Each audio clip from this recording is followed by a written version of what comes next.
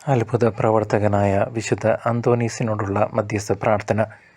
അത്ഭുത പ്രവർത്തകനായ വിശുദ്ധ അന്തോനീസെ, അങ്ങേ മാധ്യസ്ഥം തേടുന്നവർക്ക് ലഭിച്ചുകൊണ്ടിരിക്കുന്ന അനുഗ്രഹങ്ങൾ നിരവധിയാണെന്ന് ഞങ്ങൾ അറിയുന്നു.